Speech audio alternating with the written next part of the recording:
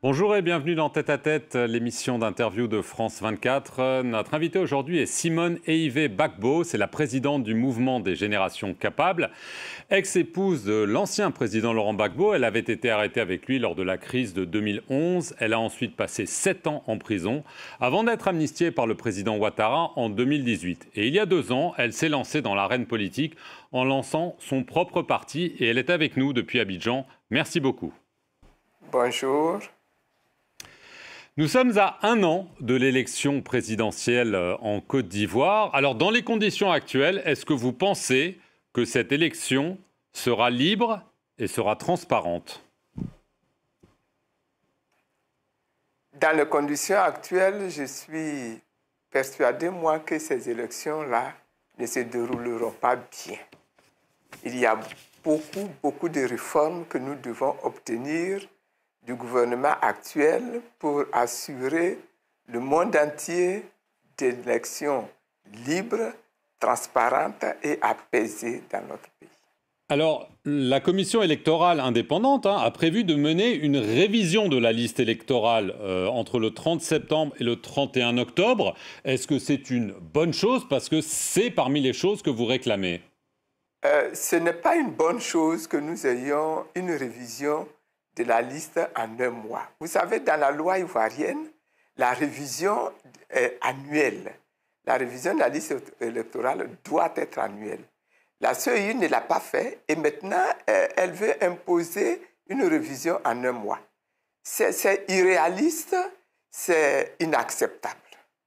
Et c'est pour ça que nous demandons, nous, que cette révision qui va démarrer, qu'elle puisse se dérouler sur plusieurs mois, jusque même en 2025, jusqu'à ce que nous arrivions à 3 mois des élections présidentielles de 2025.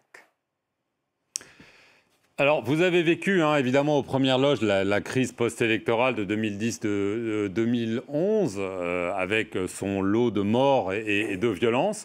Alors, est-ce que vous craignez que, justement, si les conditions ne sont pas les bonnes, vous avez parlé d'élections apaisées, est-ce que vous craignez à nouveau des élections violentes? Je rappelle quand même que le dernier scrutin présidentiel, on avait eu des violences et 85 morts officiels. Ben Justement, et c'est ce que nous craignons.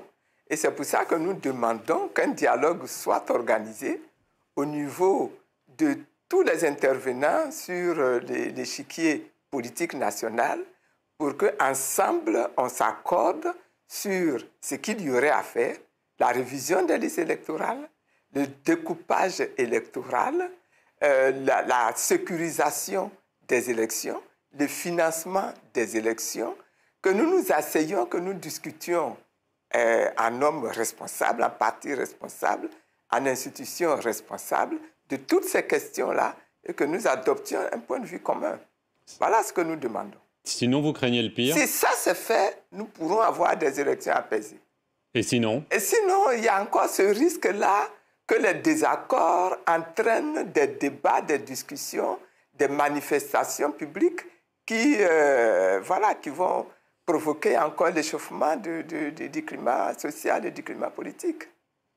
Selon vous, selon votre lecture, Alassane Ouattara a-t-il le droit d'être un nouveau candidat et pensez-vous qu'il va l'être? Bon, si je pense qu'il va l'être, en tout cas c'est ce que les membres de son parti annoncent et proclament chaque jour, qu'il va être leur candidat. Maintenant, est-ce qu'il a le droit d'être candidat? J'ai dit, si nous regardons nos textes, il n'avait déjà pas le droit d'être candidat en 2020. Alors aujourd'hui, il en a encore moins de droits. Mais bon, est-ce que nos textes sont respectés? Voilà la grande question.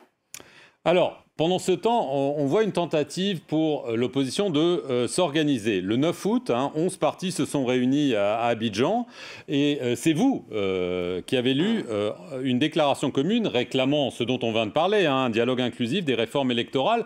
Alors, est-ce qu'on peut, de façon réaliste, avoir une union de l'opposition et éventuellement une candidature unique en 2025 ou sinon un accord de désistement pour celui qui sera en tête? Pour l'instant, ce que nous souhaitons, c'est une union de toute l'opposition pour obtenir les réformes électorales. Maintenant, est-ce qu'il y aura un candidat unique? C'est une question qui sera traitée en second point. Dans le premier point, ce que nous souhaitons là, c'est que nous nous mettions tous ensemble pour avoir la révision de tous les textes qui organisent les élections et de l'institution, c'est-à-dire la CEI, qui est chargée, n'est-ce pas, d'organiser les élections. Mais la question de qui va être candidat, est-ce qu'il y aura un candidat unique de l'opposition, c'est une question qui n'est pas encore traitée. Alors, à la mi-juillet, Laurent Gbagbo s'est rendu dans votre fief à Beaunois pour lancer un appel à toutes les forces politiques d'opposition. Il y a eu donc ensuite votre déclaration commune dont nous venons de parler. Et un proche de Laurent Gbagbo, Abou Cissé, vous a vivement attaqué. Je vais le citer. Il dit « Je désavoue fermement Simone Gbagbo pour sa démarche qui crée la confusion au sein de l'opposition ivoirienne et qui renforce le régime du RHDP ». Et il a aussi ajouté « L'argent est nécessaire, mais se renier ou trahir sa vision pour quelques billets de banque, c'est de manquer de respect à soi-même et à ceux qui croient en nous. » Votre réaction à ces propos très durs? Mais nous avons réagi officiellement à ces propos, parce que d'abord, nous avons commencé à agir bien avant le PPACI. L'appel de Beaunois est arrivé bien après que nous ayons démarré notre initiative. Deuxièmement, le PPACI lui-même est signataire de la déclaration que j'ai lue au nom de toute l'opposition le 9 août. Et donc, la déclaration de M. Abou Cissé est venue comme une aberration dans le système. Et c'est pour ça que nous le lui avons fait remarquer. Et il était lui-même assez confus, curieusement, quand on l'a eu au téléphone. Il était assez confus. Donc, on a fait une déclaration officielle pour montrer que tout ça, c'est inutile, ça court le risque d'opposer, de diviser l'opposition qui est en train d'essayer de s'organiser, de se mettre ensemble. C'est vraiment tout à fait inutile et puis injuste en plus.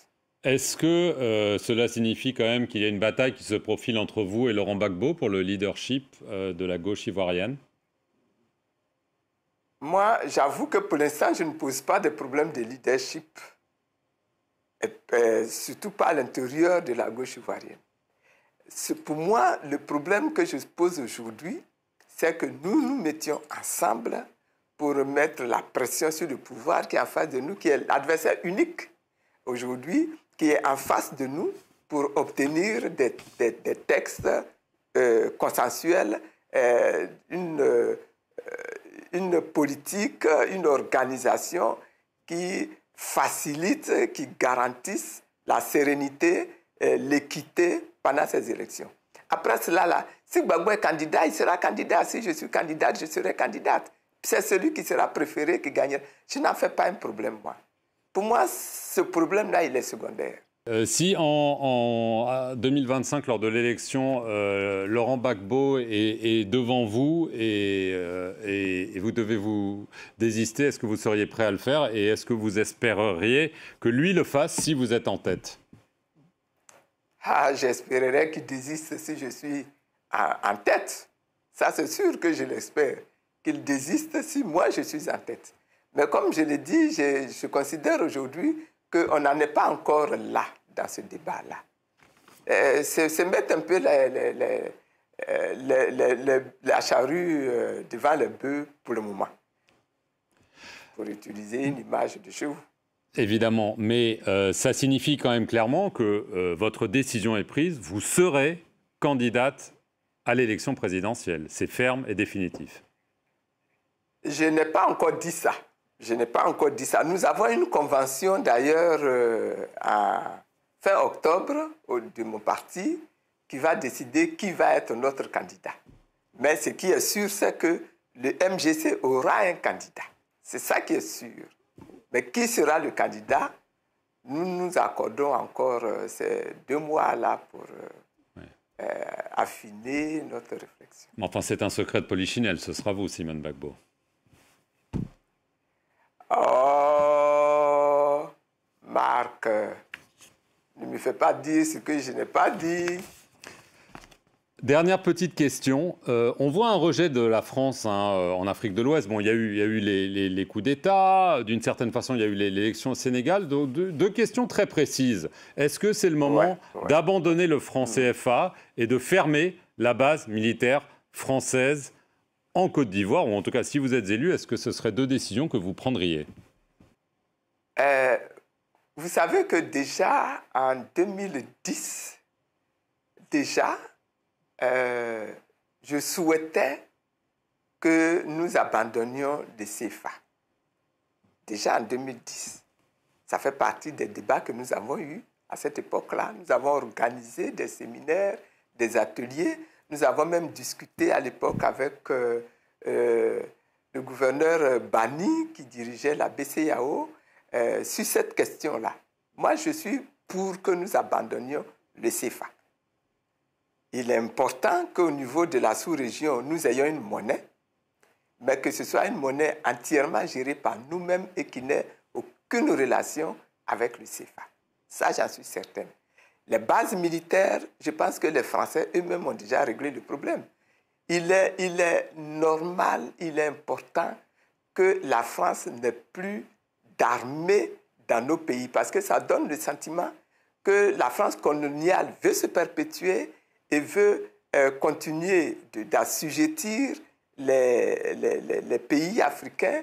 Et bon, là encore, au plan même technologique, c'est quelque chose d'inutile pour la France elle-même. Et ça crée des problèmes de mauvais rapports au niveau de l'Afrique. Et je pense qu'on pourrait faire l'économie de ça, des bases militaires. Simone et Yves Gbagbo, merci beaucoup d'avoir répondu aux questions de France 24 depuis Abidjan. Et merci à vous tous d'avoir suivi cet entretien sur nos antennes.